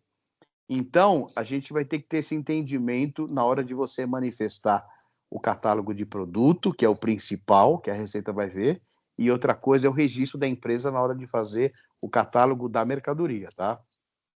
Okay. Vitor, agora. Bem, deixa eu perguntar para eu não deixar passar a minha vez. Primeiro, gente, só queria falar. Guarulhos está um caos e tem booking para até que tem booking até para dezembro. Tá um caos aquilo ali, misericórdia. Não precisava comentar isso, mas vamos lá para as perguntas. Então, Maurício, eu trabalho no caso como comprador internacional, assistente de comércio exterior. Então, no caso eu seria o seu cliente, tá? E surgiu algumas situações na empresa durante a minha estadia lá, que eu precisava muito te perguntar. Primeiro é sobre cargas especiais. Essas cargas especiais, como carga refrigerada, carga perigosa, vai ter algum tipo de selo? Porque o que acontece aconteceu uma vez de a gente não ter aquele selo padrão IATA para carga refrigerada. Aí a carga foi lá no aeroporto de Guarulhos, eles acabaram barrando e a gente teve que pagar para uma pessoa colar essa etiqueta lá. E a gente nunca teve esse problema. E como o Guarulhos está assim, estava um caos, aí eles acabavam barrando a mercadoria. Aí, para essas cargas especiais, que a minha primeira pergunta, se vai ter algum tipo de selo, adesivo, padrão, assim, porque IATA, quando é aéreo, eu sei que é IATA, mas, tipo, quando é marítimo, essas coisas, sabe? A minha primeira pergunta. A minha segunda pergunta é quando vocês vão enviar uma proposta comercial. Geralmente, tem o valor comercial da moeda, o dólar, aí vocês acabam, geralmente os agentes de carga acabam cobrando uns 5% na proposta comercial. Eu só queria entender mais ou menos isso, sabe? Que eu não entendi direito na empresa quando eles foram tentar me explicar.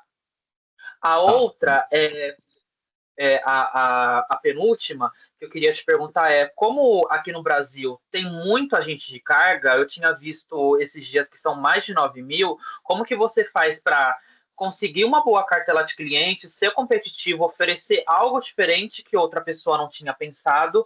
E a última pergunta é padrão internacional? Passou de 10% do peso declarado no packing list para cima ou para baixo se a mercadoria ela é barrada e você toma multa? É isso. Sim. Tá. Então vamos lá que são várias. Vamos lá. Primeiro, rapidamente, o negócio de Guarulhos. Guarulhos, para quem não sabe, somente em 2024 nós tivemos um crescimento de 32% no volume de cargas no aeroporto.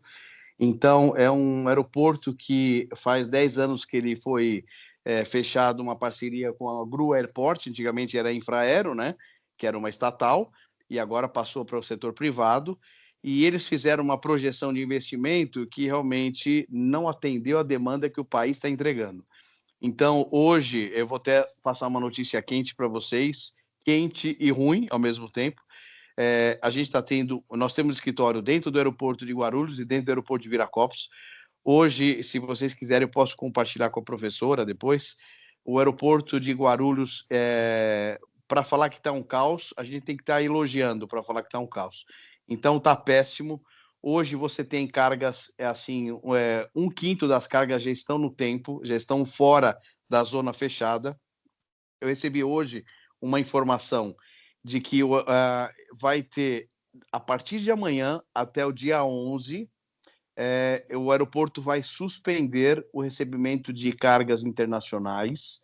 Eu vou validar essa informação amanhã. Por quê?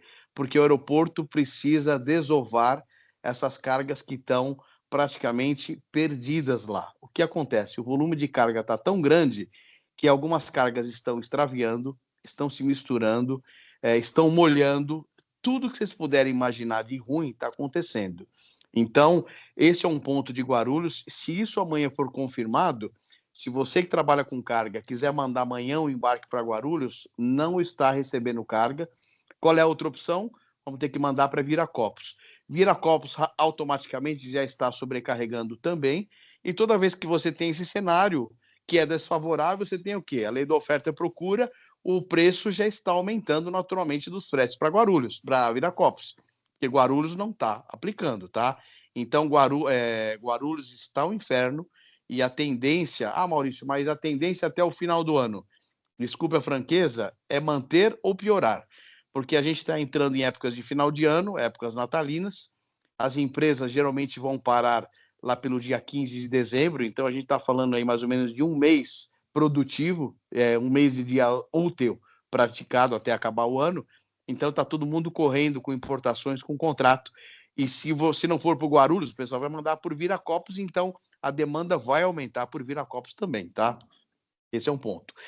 O outro ponto na parte das etiquetagens, se amanhã for confirmado que até o dia 11 não poder ser recebido nenhum tipo de carga, exceto perecível e perigosos e medicamentos.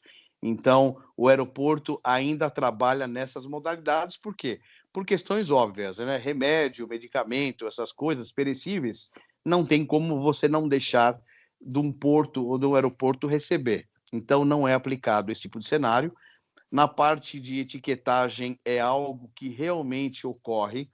Hoje, tem muita carga que a gente falava aqui, não sei se você já passou por isso, graças a Deus a gente tem uma profissional que trabalha há mais de 30 anos com a gente e ela conhece tudo lá em Guarulhos. No passado, a gente tinha a máfia das etiquetas lá em Guarulhos. O que é a máfia da etiqueta? A carga vinha etiquetada e alguém tirava essa etiqueta para gerar uma multa e gerar uma penalidade para o importador, entendeu? Então a gente falava, uma etiqueta é extremamente bem colada numa caixa, seja de madeira ou papelão, ela não cai sozinha, ela não sai voando, alguém tirou para criar algum problema. Então, hoje, essa parte de etiquetagem é algo que está sendo levado em conta, está sendo inspecionado cada vez mais. Hoje, nos nossos embarques, a gente tem uma preocupação maior em verificar a parte de etiquetagem e, se a carga chegar aqui, alguma não tiver, se a gente puder fazer, você ainda tem um tempo de poder corrigir antes da carga ser notificada pelo GRU Airport. Já conseguimos dar algum jeito, desculpa falar, sem dar dinheiro. O Brasil ainda é um país do relacionamento, que você ainda consegue quebrar uns galhos, porque o próprio sistema é complexo. Então, essa parte da etiqueta é algo extremamente importante, tá? Você tinha comentado com relação ao negócio do peso. Sim, cargas com peso a mais ou a menos de 10%, isso está no regulamento aduaneiro, é aplicado multa, isso baseado não só no percentual do valor da carga, como no peso também, tá? Então, a multa ela é devida e ela é aplicada, seja 10% a mais ou a menos, isso é normal. E a outra pergunta que você tinha falado, respondi todas, falta alguma? Percentual de 5% sobre os o orçamentos. collect fee. Sim, vamos lá. Isso, exatamente. Sim, vamos lá. O collect fee, o que acontece? Geralmente, quando você... muita gente não sabe disso, mas o agente de carga, nós, por exemplo, a gente tem uma pequena participação de ganho, que é o nosso ganho, no frete aéreo ou no frete marítimo. O frete aéreo, quando você traz uma carga, você tem que pagar para a companhia aérea e não necessariamente você vai pagar na taxa do dia. Chega uma carga do meu cliente, por exemplo, vamos supor que você é meu cliente. Eu vou receber uma carga hoje com frete. Hoje, principalmente devido à instabilidade que está no dólar, eu não vou conseguir fechar o câmbio do teu frete que eu vou receber hoje. Eu só vou poder remeter esse frete daqui 2, 3, 4 dias ou uma semana. Então, alguns agentes de carga, não são todos, usam o collect fee para proteger o quê? Essa variação cambial e essa possível perda que pode ter devido a essa instabilidade do mercado, tá? Tem empresas que usam o collect fee para outro propósito, que é uma forma de ter um custo, uma taxa no destino. Não estou aqui falando bem ou mal de nenhuma empresa, de nenhum prestador de serviço. E você comentou o seguinte, pô, Maurício, existem mais de 9 mil agentes de carga no mercado. É assim, eu não falo mal nem bem de ninguém, eu não vou enaltecer a gente, falar mal dos outros, eu nunca vou fazer isso. Mas eu vejo desses 9 mil, eu vou falar que 8.700 e pouco, 8.500, são empresas de pequeníssimo porte, de algum funcionário que saiu de uma empresa e montou um registro que ele tem direito de atuar como agente de carga, ele trabalha em casa, ele tem esse registro, mas ele não tem responsabilidade legal financeira para você amanhã entregar uma carga para ele, ou se ele comete um erro no cálculo de imposto, ou algum erro na logística, dependendo do valor da carga, ele não tem nem lastro financeiro para assumir uma responsabilidade dessa. Então, quando você fala hoje de um número de empresas, em qualquer segmento, em qualquer mercado, você tem muita quantidade. Mas você tem que ver hoje, eu vou dar um exemplo de OEA. OEA hoje no Brasil não é segmento de agente de carga, hein? Hoje você não tem 600 empresas no Brasil que têm o registro de OEA, não digo agente de carga. Então, por quê? Porque é um diferencial que você tem. Então, você vai qualificando o setor. A gente jamais fala que nós somos o bom e os outros são ruins. Mas hoje, a tua empresa vai crescendo, você tem que qualificar. Até isso, o teu prestador de serviço. Porque ele é solidário ao tipo de assessoria e à responsabilidade financeira. Hoje, quando a gente erra num processo, eu não posso chegar para você, Vitor, pô, errei, pisei na bola, aí me desculpa aí. Desculpa não paga a conta. Dependendo do tipo de problema que você teve, a empresa, o caixa, tem que comparecer. Seja num problema na logística, seja num frete, seja no imposto, seja lá o que for. Então, hoje, dentro desses 9 mil, muitos têm o registro, mas às vezes não tem a estrutura para atuar internacionalmente como agente de carga, tá? Alguma outra Gente, e pergunta? agora, pelo andar da hora, a gente vai ter a última pergunta aí da Patrícia, e aí a gente finaliza com as perguntas, né? Que a gente já tomou aí um tempo bom do Maurício. Vamos lá, Patrícia.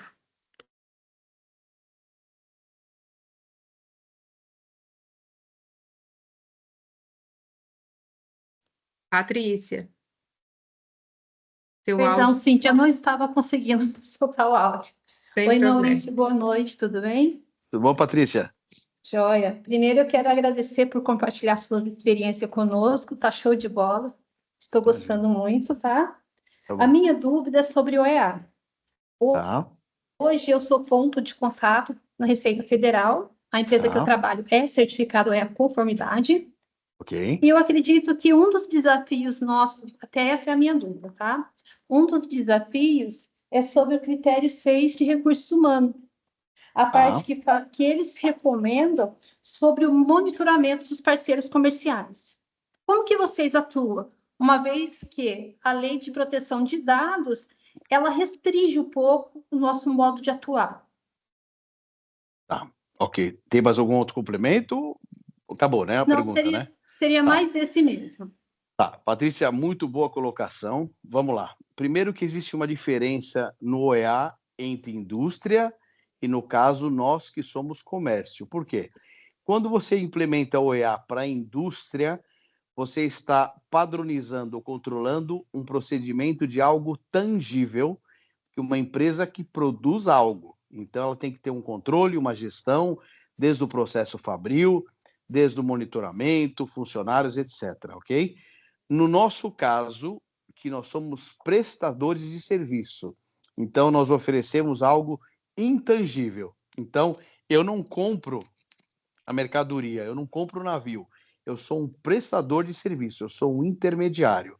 Para nós implementarmos o OEA na empresa, como nós já éramos certificados ISO 9001 e 14001, para nós foi muito mais fácil, porque, bem ou mal, a empresa já tinha a padronização por departamento, por função, por responsabilidade de gestão corporativa, tá? Que é o que o ISO faz no segmento de serviços intangíveis, que é o nosso.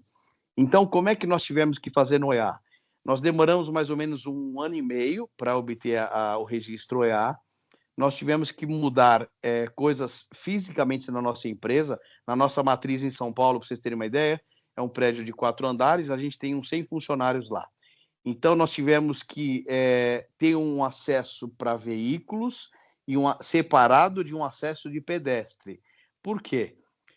A Receita, ela enxerga a proteção de informação de dentro para fora e de fora para dentro. Então, ou seja, todo o acesso de fora para dentro da empresa, seja na garagem ou para pedestre, tem que passar por uma recepção, tem que ter um crachá. Ninguém que não seja funcionário ou colaborador pode transitar dentro da empresa sem o acompanhamento de um profissional. Esse é um ponto. Nós tivemos que fazer uma sala, além do TI, o departamento de TI, nós tivemos que fazer uma sala blindada, acredite se quiser, com 2 ar-condicionados, colocar um firewall extremamente potente, aonde somente o CEO da empresa, eu sou o diretor comercial, eu não tenho acesso, somente o CEO e o gerente do TI têm acesso a essa sala. Por quê? Porque é uma proteção de dentro para fora e de fora para dentro. Por quê? A gente trabalha com informações do cliente, a gente tem que ter uma conduta e uma responsabilidade dos funcionários na condução de contrato, de informações de valores, de posicionamento técnico, para que isso não vaze de dentro para fora e de fora para dentro. Esse é um ponto. O outro ponto que é com relação à acessibilidade. Por que acessibilidade? Eu posso ter um funcionário que amanhã não trabalha mais. Ele foi desconectado dos acessos ao sistema para ele poder ter informações dessa empresa. Então, o OEA, no caso do prestador de serviço, ele fez com que a gente mudasse a cultura, a gestão e o controle na informação que a gente tem com funcionários e com os terceiros. Hoje, um ponto que você comentou da Lei de Proteção de Dados, hoje todo funcionário que entra na empresa, ele assina um documento de proteção de dados. Se vocês quiserem nos seguir nas redes sociais, vira e mexe, tem meus treinamentos lá, minhas palestras. Amanhã eu vou fazer, amanhã não, quinta-feira eu vou estar um evento lá em Ribeirão Preto, para umas 150 pessoas, a gente deve divulgar. Por que eu estou comentando isso? Eu ou qualquer profissional que vá ser mencionado numa rede social tem que ter a proteção de dados também. A gente jamais tem que usar publicamente ou internamente nada sem aprovação do cliente e sem o conhecimento do funcionário. A lei de proteção de dados é uma realidade e hoje a gente também tem alguns clientes que a gente também tem contrato para assegurar que isso está sendo honrado não somente no papel e sim na prática, tá?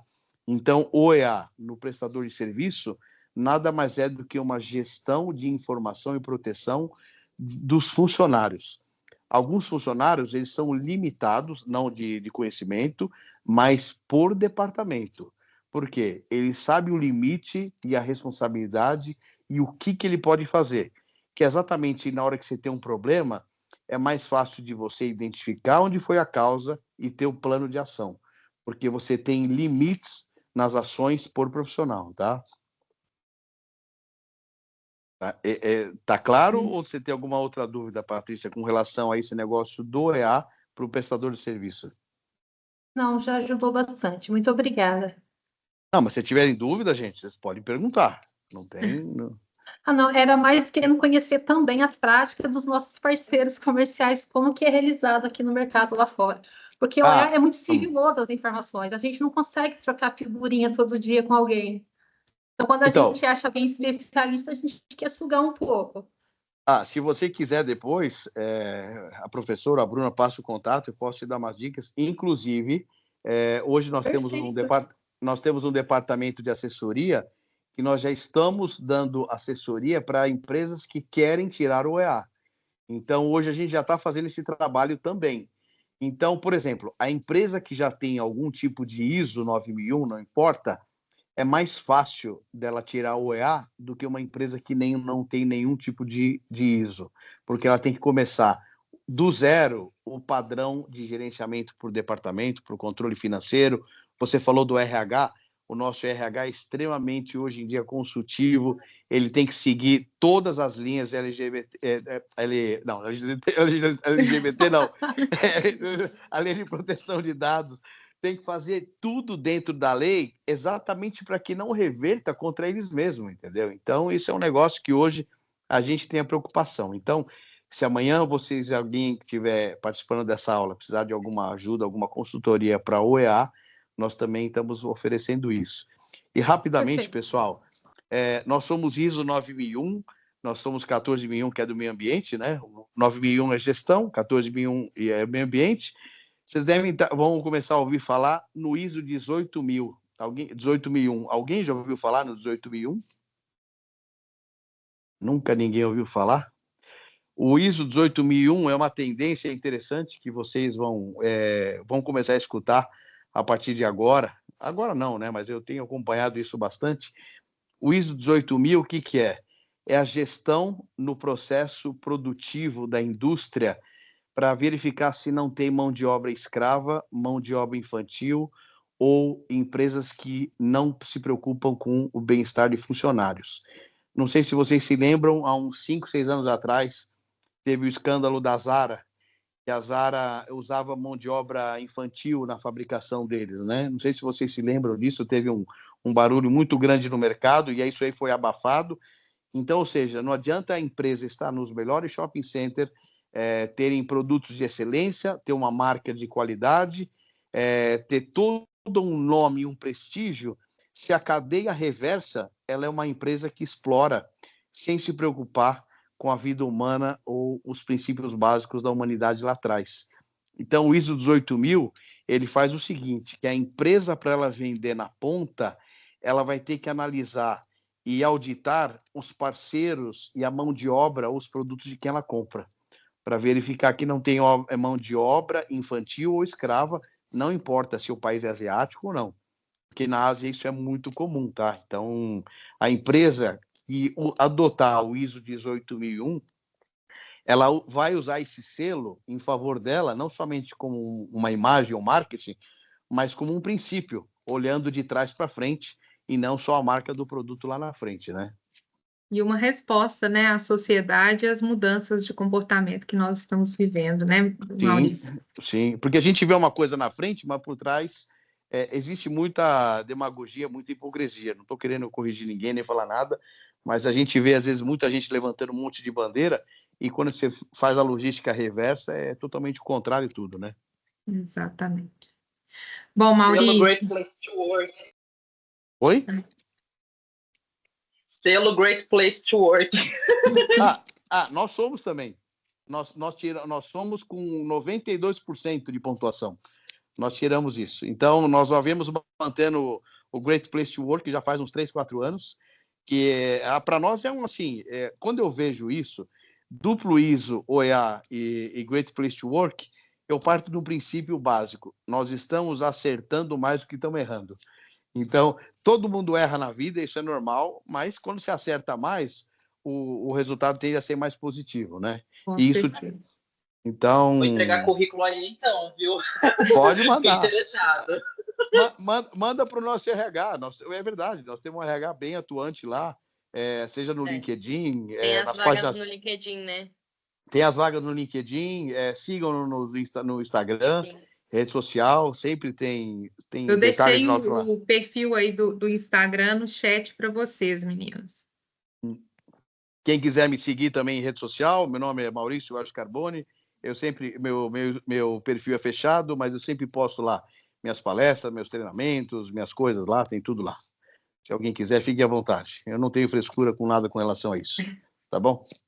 Maurício, foi um aulão super bacana, acho que todo mundo vai concordar comigo, você repassando pelos principais pontos e trazendo a vivência, né? Os exemplos que ilustram de uma maneira muito relevante aquilo que a gente às vezes reforça nas aulas, né? Nos conteúdos que a gente não consegue explorar, às vezes, com tanta prática por conta do nosso tempo. Então, queria te agradecer muitíssimo mais uma vez.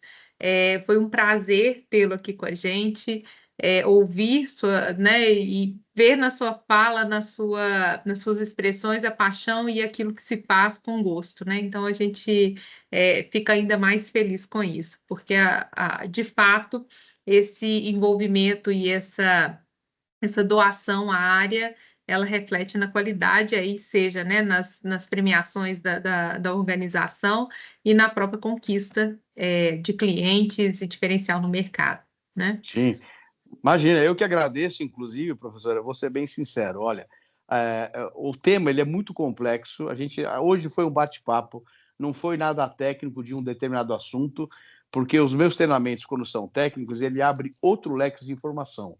Então, hoje foi um bate-papo, até porque eu falei um pouco no geral, sem entrar a fundo em alguns itens específicos, mas, assim, eu deixo aberto, se um dia vocês quiserem um outro bate-papo de algum outro tema em específico, a gente pode conversar sem problema nenhum. Eu já dei aula na PUC de Campinas, na FAP, em várias faculdades, e eu sempre falo, quando comecei lá atrás, e, assim, alguns profissionais me ajudaram também. Lógico, eu falo, tudo não é a pessoa, o professor, é acima de tudo o aluno, é a vontade de querer aprender. Não adianta o melhor dos professores se a pessoa não tiver interesse. Não adianta nada. É lógico que a didática, a forma de você passar, pode ajudar a pessoa a ter uma absorção, um aprendizado, um conhecimento melhor. Mas tudo eu falo que é da pessoa. E hoje a geração aqui, uma geração mais nova, eu falo, vocês têm acesso à riqueza de informações e conhecimento muito mais do que eu tive na minha época. Então, hoje as coisas se reciclam e você tem mais facilidade. Mas cuidado com dar um Google, que nem sempre o que vem no Google vem coisa correta. Vem muita coisa incompleta ali ou vem faltando, viu? Mas dá um norte, mas dá uma ajuda pelo menos. Exatamente. Tá, eu queria pedir para uma foto. A nossa foto hoje ela é virtual, né? Mas só para a gente poder ter um registro.